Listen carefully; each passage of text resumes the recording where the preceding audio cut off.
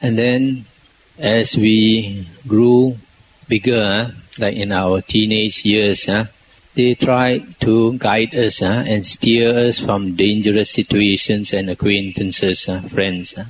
Because as young people, many of us, we don't know what is good and what is bad for us. Sometimes we mix with bad company. And because our parents know better than us, they always try to help us avoid bad company. But sometimes when we are young, we tend to be rebellious. And we think that our parents are unreasonable. And sometimes our friends take cigarettes, we also want to take cigarettes. Our friend take liquor, we also want to take liquor. But the end result of all this is actually very bad. But when you're young, you don't know. Many years ago, 1987, I came back from Thailand. I had spent 1986 in Thailand. So I came back to Malaysia. I was looking for a cave to stay. So I went around Ipoh, looking at many caves. And I found a dark cave behind Simpang Polai. And I stayed there for about 4 months. And because the cave was very lonely, about 1 mile from Simpang Polai village, sometimes these children will go and hide out there. And I used to see about 10-year-old kids. They go with their friends. They go hide there and smoke. And that's the beginning of these drug addicts. They will start by smoking cigarettes. And later their friends will ask them to smoke drugs. And if they don't want, their friend will tease them, coward. Sissy. And because your friends tease you, you want to show you are a macho, you are a hero. You also take all these things and you get into problems. And sometimes we see in the newspapers, teenage girls, because their mother or father gave them some scolding, they run away from the home. They don't know how much they make their parents worry. I personally know of one of my supporters.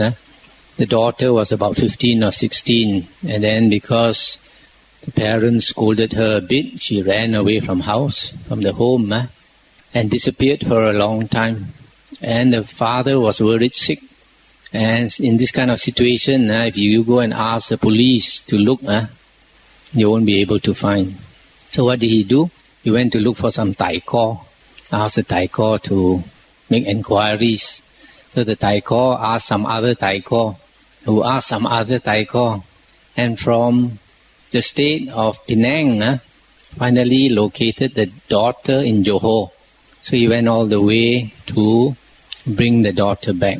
And when he went to get the daughter from this small town in Johor, the daughter was working in a unisex hair salon.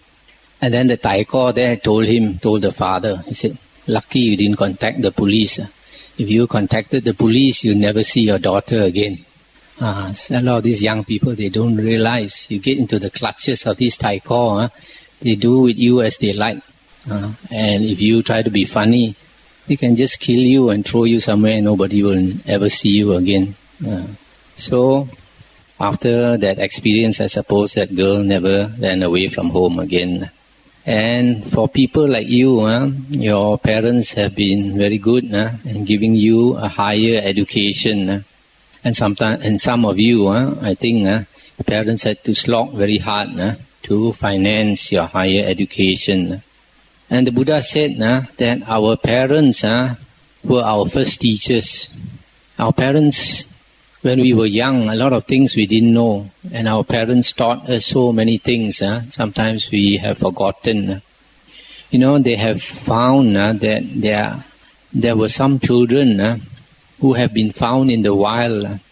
Sometimes one, for some reason or other, they were lost in the wilds and brought up by wolves. And such children who were brought up by wolves, they behave like wolves, They didn't behave like human beings. So it does not mean that just because you are born as a human being, that you will behave like a human being. You have to be taught to behave like a human being. So that's what our parents have done for us. They taught us to behave as a proper human being. And the dedication, the commitment of our parents, and all the love and all the care to make our life as good and as happy as possible. They went to great lengths to care for our welfare and our happiness. And one day, when many of you become a parent yourself, either a mother or a father, and then you will realize how much trouble and how much love you give to your child. And when you realize how great your love for your child is, then you will realize how much your parents loved you when you were young, when you were little. When we are young, sometimes we magnify our parents' faults, Of course, our parents are not arahants, Our parents are not Sama Sambuddhas. They are not enlightened people. They don't have the wisdom of an arahant or a Sama Sambuddha. So they have a lot of shortcomings. They have a lot of faults. But so do we have a lot of faults, a lot of shortcomings. But when we are young, we tend to magnify our parents' faults. And one day, when you yourself become a parent, then you will realize how much love you give your child. And then you remember how much love your parents gave you. Then whatever fault they had, all becomes unimportant.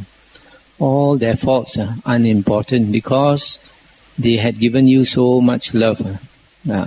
But if you are lucky to come from a poor family, you tend to appreciate your parents more. Why? Because like me, you could say I come from a poor family because there were 8 children and my father was only a clerk and my mother was not working. So my father's salary had to stretch to cover 10 people, the parents and the 8 children. So we didn't have a very easy life. I remember when I was young, I used to wear some of my shirt broken. And then later, my elder sister, many years later, my elder sister told me, one day, some people went to the neighbor's house to play mahjong. And then these neighbor's friends, they saw me, small boy in broken shirt. Then they passed a comment, who is this beggar's son? So when my sister heard that remark, my eldest sister, she felt very hurt.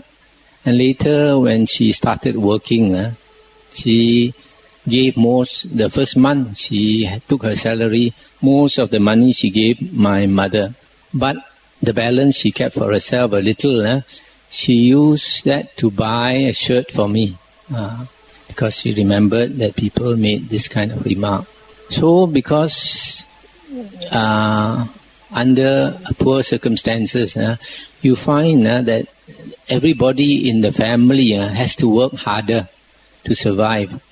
And because you see your mother working so hard, you see your father working so hard, then you appreciate them more. But people who come from middle class families, they are better off. They don't see their parents working so hard. Maybe their parents work in aircon rooms, aircon office, but it doesn't mean that they don't work so hard. They might not physically work so hard, but they still have a lot of mental problems.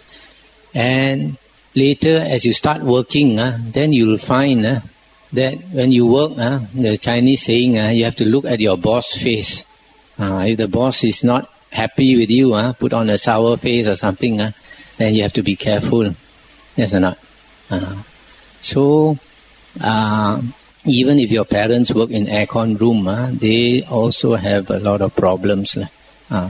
So, if you come from a middle class family, just because you don't see your parents working so hard and suffer so much, does not really mean that they don't suffer for you.